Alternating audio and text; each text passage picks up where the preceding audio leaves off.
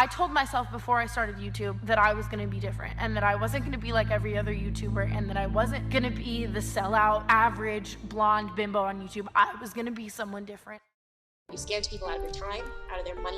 It is a scam. My ownership in Coin just got me this beautiful Rolls Royce. I am partnering with Kenza Cosmetics, and they are doing a promotion right now where all of their makeup brushes are free. Scammers, what's going on? Scammer is so pissed at how well I'm scamming.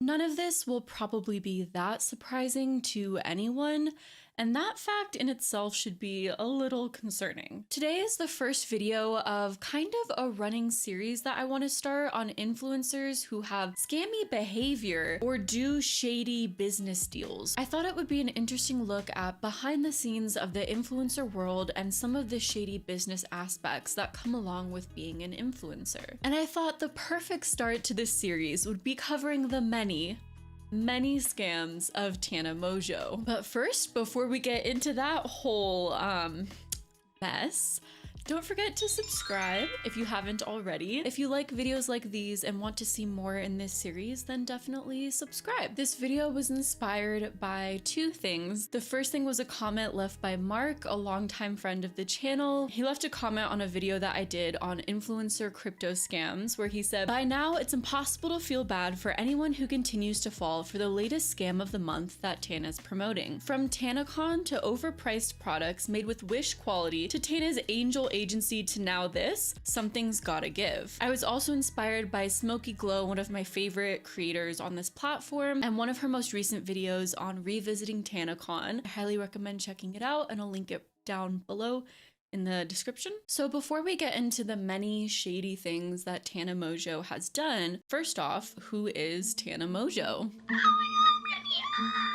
No one cares. Tana Mongeau is mainly known for being a YouTuber. Good morning, all of you beautiful people. Though present day, you could kind of just call her a general influencer. And over the last few years, Tana really gained a reputation for being one of the most, if not the most, problematic YouTubers in present day times. Tana really centered her brand around being the messy and the real YouTuber. And because of this, I think her audience really lowered their standards with her, and she was able to get away with a lot more than any other YouTuber has been able to get away with. You know, there's that whole saying of always setting expectations low so that you can exceed them, or in Tana's case, still not reach them, but then kind of try and pass it off by making a lighthearted joke and being like, haha, what did you expect? It's me. And all of this has led to her getting away with, or people forgetting fairly quickly, a lot of her scammery behavior. And well, there is a lot of scammery behavior. So much, in fact, that I wouldn't be surprised if I missed some of it in this video, but I thought I would cover everything I possibly could so that hopefully you can see a pattern of behavior and why, in general, in my opinion, Tana Mongeau should not be trusted. This video is not made to demonize or villainize anyone. Tana Mongeau is a human being just like all of us, and we are all flawed in our own ways. Please don't leave comments about Tana's appearance or making any digs at things that she can't change about herself. This video is simply meant to highlight the many scams or shady business dealings that Tana has been a part of so that hopefully more people can learn how to look out for these types of things, because I want to help more people avoid scams. So the story of Tana's many scams starts all the way back in 2017, though at this point Tana was already a fairly large YouTuber with a big following and a full-blown career. Before 2017, Tana had been on tours and done meet and greets, but from what I found, there weren't really a ton of complaints at that time for the way that the meet and greets were handled or for fans who felt mistreated or scammed. I do have to say, it's very clear from Tana Mongeau's early content that she did have a really rough childhood or didn't come from much wealth and really built her career on her own. I would say Tana Mongeau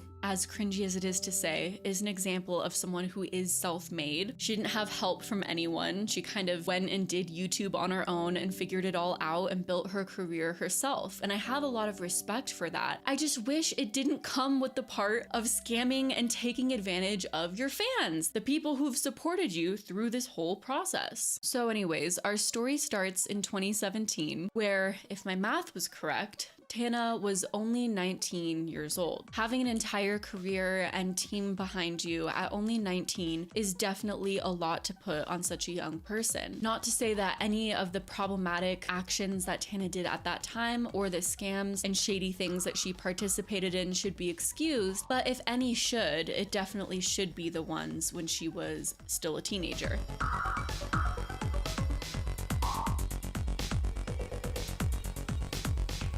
In April of 2017, Tana bought a Coachella wristband from a fan of hers. As the story goes, this fan ended up having extra tickets to Coachella and wanted to sell them to somebody. And at a similar time, Tana tweeted about needing tickets to Coachella, so this fan messaged her and they were able to link up and exchange the tickets. Tana then accuses the fan of selling her fake Coachella wristbands, saying they didn't work and sort of insinuating that she wanted her money back. This caused this fan to get a ton of hate. Thank you to all the Tana Moto fans for the comments you've been leaving me. You guys are so sweet, and I know Tana's all about positivity and like being nice to people and anti-bullying, so thank you guys for really embodying that. I'm sure your idol will be so proud of you for the messages you're leaving me. So this fan, aka a private individual, felt the need to make a YouTube video and post their side of the story with a ton of research that the wristband was legit, that it should have worked. So first I sent her a picture of my Coachella app that says, "Congratulations, your wristband's now activated." And then I also sent her an official Coachella email with my tracking number and the items I purchased. I bought 2 general admission wristbands,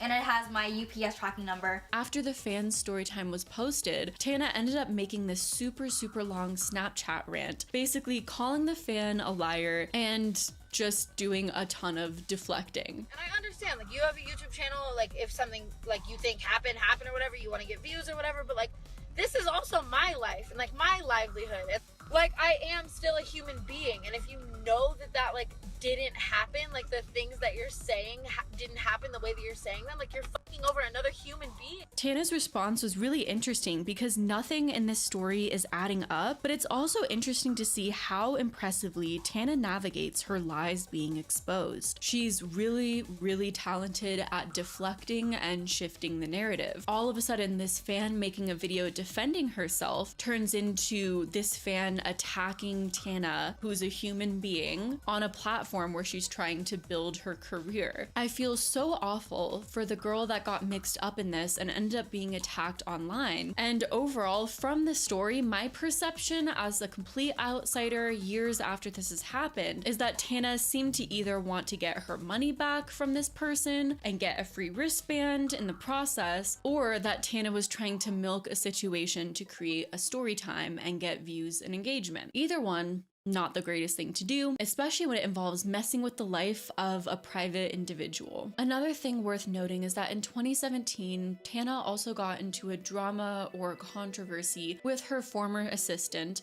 another private individual. Tana publicly posted about having a horrible former assistant, the reasons being that the assistant was quiet. She's very, like, I guess stuck up would be the word to describe.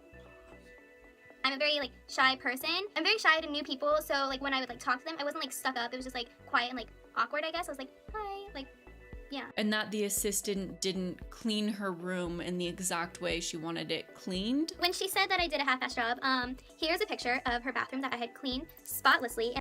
So clean. Here's a video of her closet that I had unpacked and cleaned for her. AKA things that are, first off, kind of really petty, and second off, things you could keep private, bring up with the assistant if you have a problem, and then move on. The fact that you know you have a large audience and you're publicly blasting this person who used to work for you is just so disrespectful in so many ways. So once again, people were able to find this private person and send them a bunch of hate. I'm not trying to start more drama with Tana. I'm just trying to clear my name because the amount of hate comments that I've been getting so much from so many like Tana followers or whatever, or like dislikes on my videos or whatever, is like ridiculous. So once again, this private person felt like they needed to speak publicly and defend themselves. And from the account of the assistant, it really sounds like Tana took advantage of this person's time. The assistant was overworked and underpaid. Listen to every time that she says I'm making good money or a lot of money. It was only $10 an hour. And Tana was really flaky on paying the assistant. I said, "Is Tana up?" And then Bella said no. And I said, "Do you think you can wake her up?" LOL, she still hasn't sent me the money and everything's coming out of my bank account and I'm overdrawn. And then she said, "I'm not home." And I said, "Damn." I said, "Hi Becca, it's Melissa. I feel so bad for texting you, but I'm leaving for vacation today in like 4 to 5 hours. And Tana told me that she would pay me before I left, and she hasn't yet and won't respond, and I need the money before I leave because I have absolutely none. I'm so stressed out. Do you think you can get a hold of her for me?" Overall, she just seemed to have a lack of respect for the assistant and the assistant's time. And it's just shady business. It's not professional. And overall, in both of these cases of 2017 instances, it really shows that Tana didn't have a lot of respect for other people's money, time, and privacy. And overall, seemed to have this attitude that she could kind of work around the system to get what she wants from people, which seems to be an attitude that has gotten worse and worse over time, unfortunately.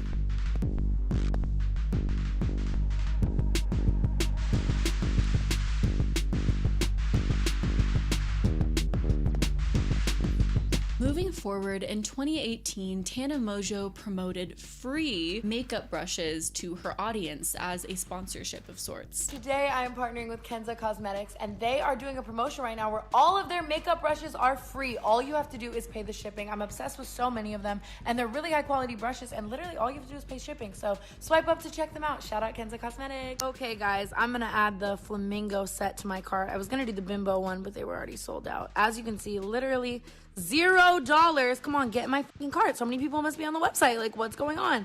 I just added it to my cart. You should do the same thing. They're literally free. These free makeup brushes were by the brand Kenza Cosmetics, the infamous Kenza Cosmetics. And first off, let me just say, one of the most telltale signs that something is likely a scam is when they market it as free. All of their makeup brushes are free. Because nothing in this world is free. Nothing is free. And when things sound too good to be true, they probably are. So if someone's marketing these fantastic makeup brushes as being free, no. So a lot of people saw Tana's promotion of these makeup brushes and went to buy them thinking it's this amazing flash deal and they have to get in on it. Of course, the catch being in order to receive these free makeup brushes, they had to pay a ton in shipping. They're really high quality brushes, and literally all you have to do is pay shipping. And either the makeup brushes never came or they arrived 2 to 3 months later, broken and damaged. So a lot of people were really upset about this whole experience and felt very scammed by this whole experience. What's interesting about the Kenza Cosmetics situation is Tana sort of laid low when controversy was coming out and people were mad. She just sort of stopped responding, didn't have much of a response, and just laid low. Whereas another influencer that promoted these brushes, Gabby Hanna, tried to defend them and talk about how it's not a scam and people need to manage their expectations. Manage your expectations a little bit.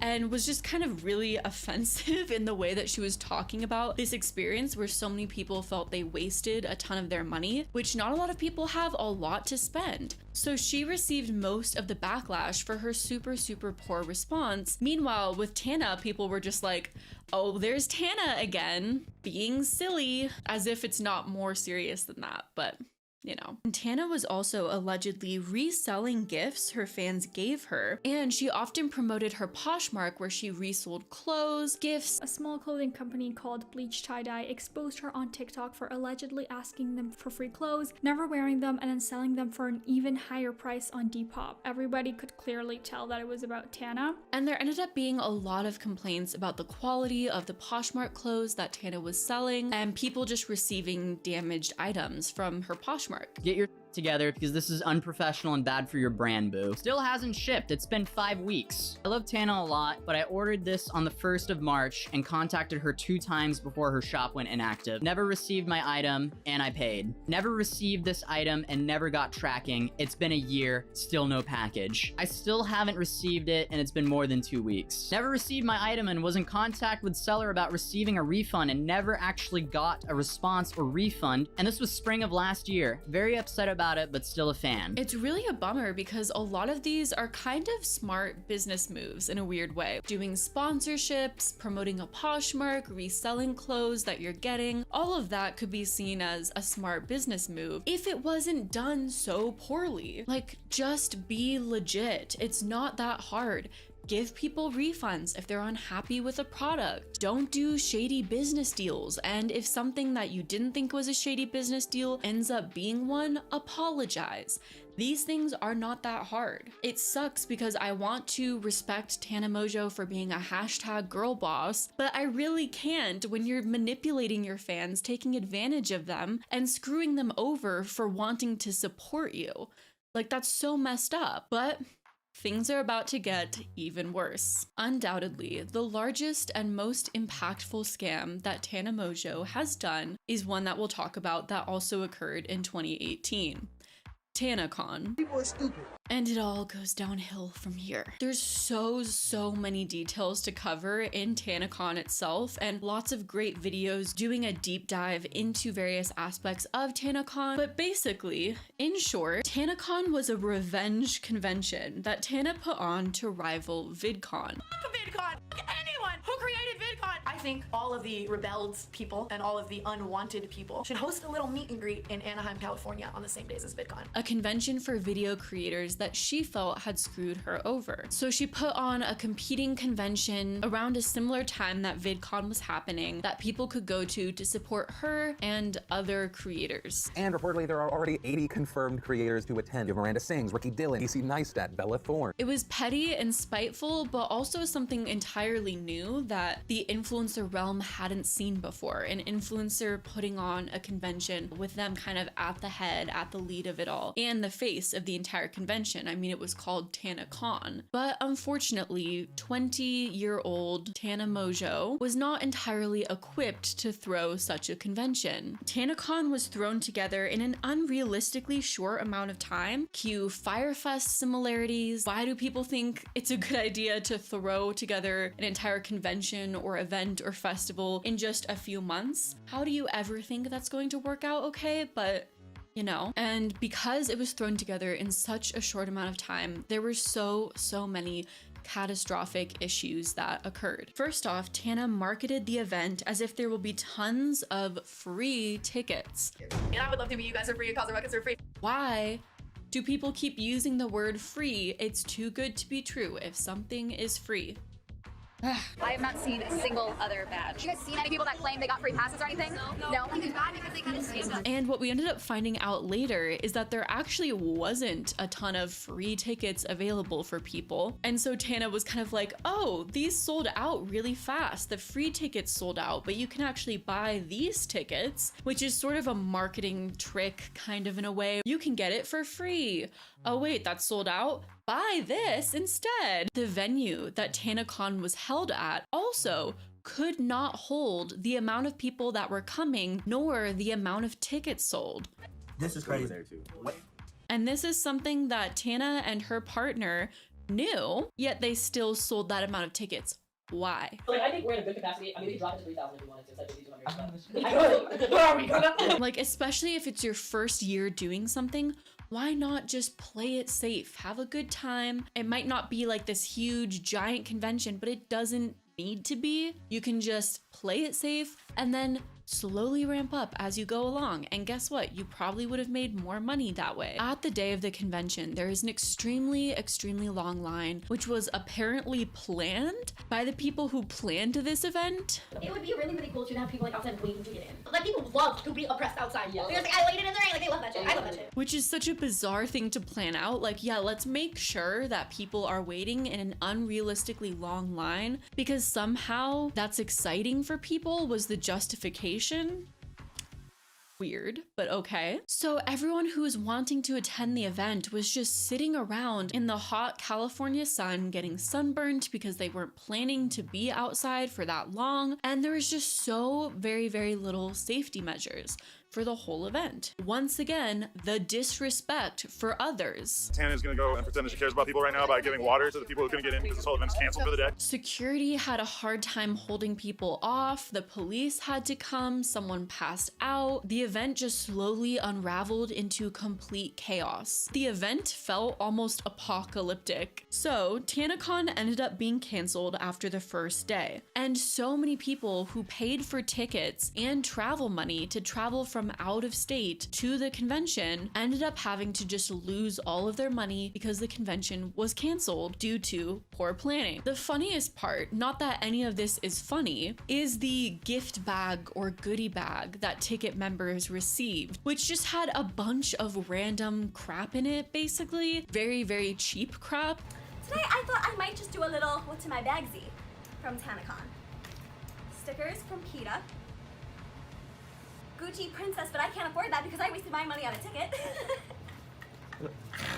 And I don't even know what this is. Like, it reminds me, if you've ever had a dad who's gone to like work conferences, and maybe this is just my dad, but ends up coming home with a bunch of random knickknacks with random company logos on them, like a stress ball or a stapler. It sort of reminds me of that, but for a gift bag with a bunch of TanaCon logos all over it. Either way, you know it's gonna sit on your desk for maybe a few weeks, you're gonna forget about it, and then slowly push it into a random corner where it's never seen again. So the entirety of TanaCon was a complete scam that also put people in danger and received mainstream attention for how truly catastrophic it was. Of course, there were other people involved. Tana's partner, Michael Weiss, also has a huge responsibility in what happened with TanaCon. But when you're the face of something, in my opinion, it's your responsibility to put the right people in place. And there was so much that could have been done to prevent this disaster by anyone involved. And it feels like everyone involved just literally watched the train wreck happen from the sidelines. After TanaCon, Tana and Michael Weiss kept trying to pin blame on one another. You said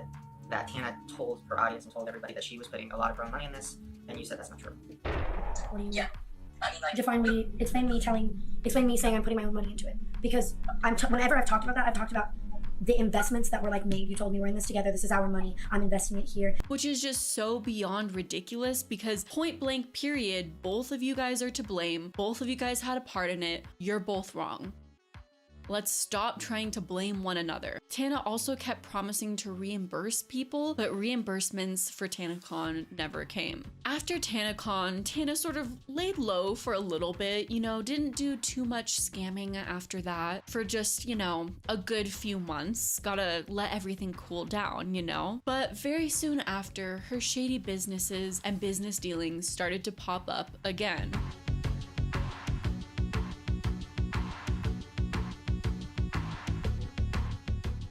In 2019, Tana announced that she got her own MTV reality show and also got into a relationship with fellow problematic YouTuber Jake Paul, which in a weird way was smart. Do I want to say it was smart? I don't know. But basically, they were both problematic, and so coming together, people were really interested in what that dynamic would entail, and they sort of canceled each other out, so people sort of forgot about a lot of their problematic aspects, at least more than people should have, because both have done a lot of problematic things, like literally putting your fans in danger, extreme danger. With TanaCon should not be something that's completely forgotten about because you have a reality show and are dating another YouTuber.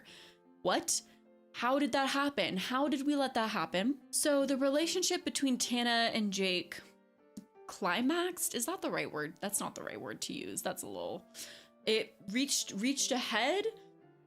Now I'm just thinking of innuendos. But anyways, the relationship all came to a high... Oh gosh. Okay, you get what I mean. With the two charging $50 to $75 to their fans, for their fans to be able to watch a live stream event of them getting fake married, which 66,000 people paid for. 66,000 people paid $50 to $75 to watch these two very clearly put on a fake wedding. And the worst thing about it isn't just the fact that people paid $50 to $75 for this thing, especially because they broke up very shortly after this whole fake wedding, but also because the live stream literally did not work at all. And it kept glitching and freezing and was just like not working whatsoever, even though people paid serious money to watch this whole wedding thing happen. And no one was refunded, even though what they paid for literally wasn't working. It seems that both saw their online social media relationship as a great financial opportunity as well as a way to promote their various projects that they were working on. But to me, it's just so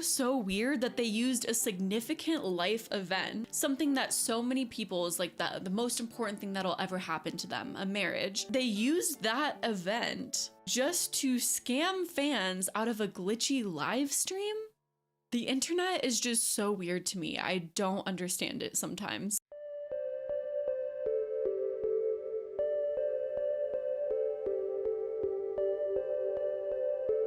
In January of 2020, not long ago, yet so long ago, Tana released a perfume called Tana by Tana. She released all of these promotions for the perfume, talking about how special, unique, and custom it is. Trying to anybody this Valentine's Day, girl. This is the potion, okay? Big spray. Look at that mist. Look at that cap. Look at that smooth application of the cap. Only for people to find out with a very quick search that the same perfume bottle that she was selling was being sold everywhere on sites like AliExpress and Alibaba for 30 cents. And she was selling the perfume for $48. And I don't think that the perfume itself, the liquid itself, was costing anywhere near $47.70 to make. So that's a big profit margin. As I build a brand and sell you things like this, you know, at the end of the day, I am selling you this right now. Then in 2020, when celebrities and influencers started coming out with OnlyFans, Tana launched her own OnlyFans, and a lot of people were complaining about it. Basically, Tana was just posting Instagram photos and basically clickbaiting a ton of people to pay money for her OnlyFans, which ended up causing a ton of problems for other OnlyFans creators because the platform ended up getting a ton of complaints from people who had paid for these major influencers that weren't delivering what they promised to deliver on the platform, to the extent that OnlyFans had to change their rules, put more restrictions in place, and it made it really hard for other creators on the platform to be able to succeed. I did a whole video on OnlyFans, so you can definitely check that out if you want to learn more about that situation. Another sort of funny thing to mention is that in 2020, Tana offered photos of her, if you catch my drift, in exchange for votes, which she called booty for Biden, which is basically voter fraud. On September 30th of 2020, Tana tweeted something that might have broken election laws. She said she'd send OnlyFans followers a photo of herself free of charge if they sent proof that they had voted for Joe Biden. Because, you know, activism. Tana uncensored messages are officially broken, and the point has been made. I got tens of thousands of messages of people telling me that they willingly voted for Joe Biden, and it's the best thing ever. You don't need my ass to make you go vote. So go vote because you want to see a change in this country just like me. And thank you to everybody who joined me today. Booty for Bidening. The problem is, this could literally be voter fraud for this reason. And following the potential issues with hashtag booty for Biden, Tana actually got her YouTube verification removed.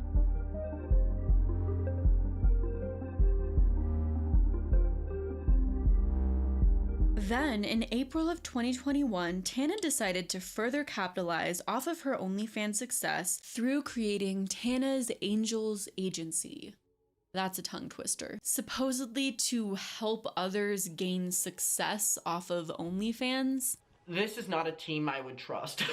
Like, I don't know, y'all. I would not trust you with my bank details. As someone who spent some time in the modeling industry and was signed to a modeling agency, agencies themselves, to me, kind of seem like a scam. There's very rare situations where I've met anyone where an agency like went above and beyond and helped accelerate their career so much. Usually what entails when you go along with an agency is horrible contracts, them taking a huge chunk of your pay and not doing much to actually help you get work, in my experience. And a lot of agencies, whether they're modeling agencies, acting agencies, OnlyFans agencies, tend to target young and naive people who can be easily manipulated by bad contracts or have little business experience. So Tana made a Twitter post basically claiming she's gonna help so many people get rich off of OnlyFans. They just have to join her agency, which takes a huge chunk of people's pay because apparently Tana's Angels agency is a subcategory of unruly agency. And a lot of people debunked Tana's claims that she'd be able to help you get rich off of OnlyFans. Tana is making money on OnlyFans because she's already got a name. You being in her agency does not guarantee you the same success she's had. You don't need an agency to succeed at OnlyFans. You just need a fan base, and that can take a while. I feel like this makes no sense. Would her OnlyFans be as popular if she wasn't already an internet personality? If she was just the average person trying to make ends meet and side money on OnlyFans with no prior following, would she have a multi-million-dollar business with OnlyFans? You already know this is an effing scam. Another YouTuber scam. Do you guys not learn? I don't think this is gonna end well. Also, she's effed over so many people. How do y'all trust this? Oh yes, let's create an agency to steal money from OF girls that are already struggling. What percentage do you get from them when they're a part of your agency, Tana? You money hungry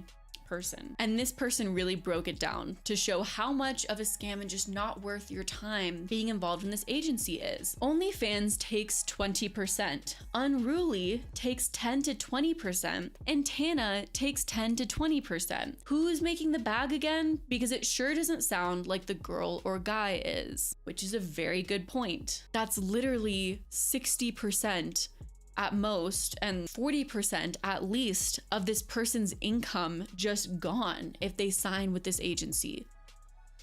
And this makes me sad because it's so predatory to some of the young fans who grew up with Tana, maybe watched Tana when they were super young and then went into early adulthood along with Tana and may now be 18 years old, because she's basically not only encouraging them to go into OnlyFans, a platform where you really have to understand the implications of what you're getting into and what that means, but she's also encouraging them to sign up through her agency, where she takes a huge chunk of their money. As someone who saw this happening in the modeling industry and has heard countless of horror stories, please do not do something like this. Do not get involved with an agency like this. A few months ago, Tana has been accused of scamming her fans once again, this time through creating a lingerie line that she once again promoted as this like awesome, special, unique line, when once again a quick Google search shows the same pieces or eerily similar pieces being sold on AliExpress, Alibaba, and Shein. This is $12 on Shein. Go buy it there. Don't pay Tana $30 for her to resell it to you. Ugh. For a fraction of the price she was selling it for. At this point, we're not surprised, but get that bag, I guess. But also, people don't buy this stuff if you don't want to waste your money. As I mentioned in the video I did on influencer crypto scams, Tana also promoted a cryptocurrency recently called Titscoin, where she basically told the audience to buy this cryptocurrency or get in because it helped her buy a Rolls Royce. You believe my ownership in Titscoin just bought me this beautiful Rolls Royce? Get yours now. And if you want to know more about how problematic that was, definitely check out my video on cryptocurrencies.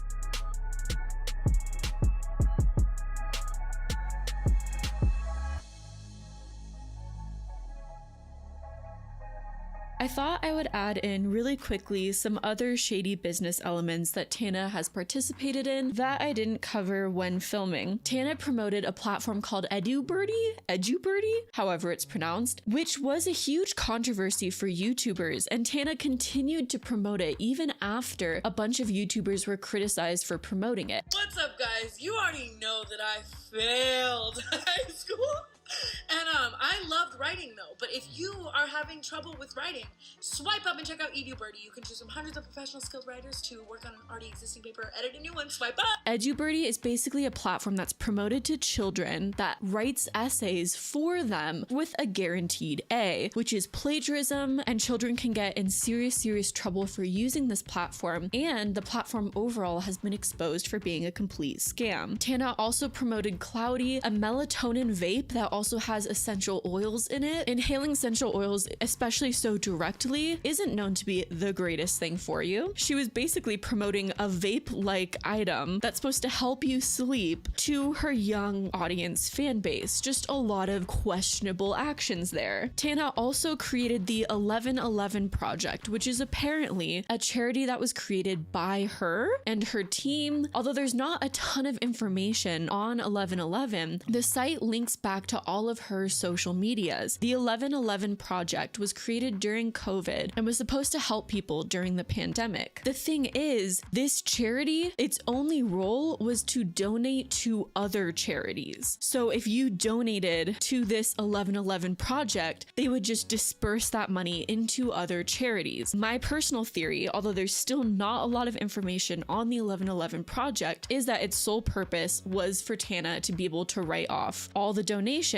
on her taxes, because you know, all that OnlyFans money equals a whole crap ton in taxes come tax season. Tana also apparently had a phone case sale where if you bought one of her phone cases, you got a free t-shirt, except for she didn't explicitly describe what the t-shirt was, and the free t-shirt was a t-shirt of David Dobrik. On 420, Tana Mongeau had like a merch sale, and I bought one of her phone cases, right, because they're super fucking cute, whatever. I know she's problematic anyways, but it said for the 420 special there was a shirt that you would get for $4.20, like extra, like a merch shirt.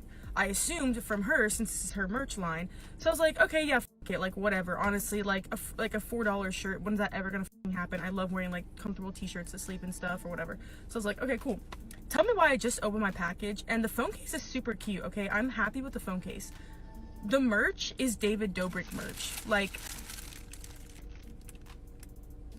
it literally says David's Vlogs. So fans of Tana received a David Dobrik t-shirt around the time that David Dobrik had all of his controversies. So those were some kind of other questionable things that Tana has participated in that I thought were worth mentioning.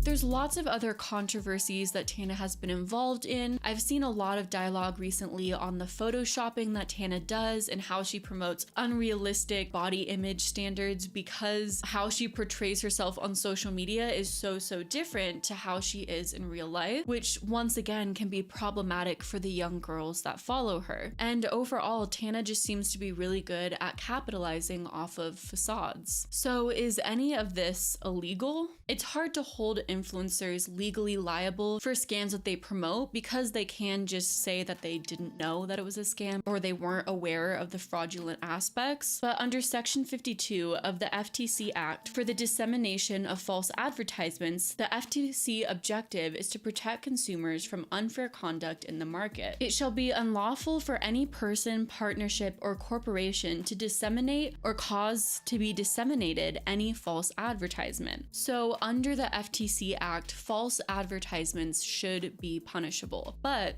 a lot of influencers are not being punished, unfortunately, which sounds weird, but you know, there should be some sort of accountability for spreading false advertisements and causing your fans to lose money. I can't blame anyone for wanting to make money, but when you continually screw over your own audience in order to do so, the very people who support, care for, and have helped you throughout your entire career, well, that's kinda shitty and kind of a big bummer. You could play naive for one or two things maybe, but I think Tana knows that there really aren't any excuses anymore for her actions, so she's just stopped giving them. At this point, Tana is well into adulthood and she knows exactly what she's doing. So let's stop giving people the benefit of the doubt or redemption arc opportunities when they've shown us time and time again exactly who they are. I swear we're all in like this weird toxic relationship with problematic influencers. If you want to see more videos like this covering different influencers and their shady businesses and scams they've participated in, leave a recommendation for an influencer you want me to cover down below. And stay safe out there. See you next time.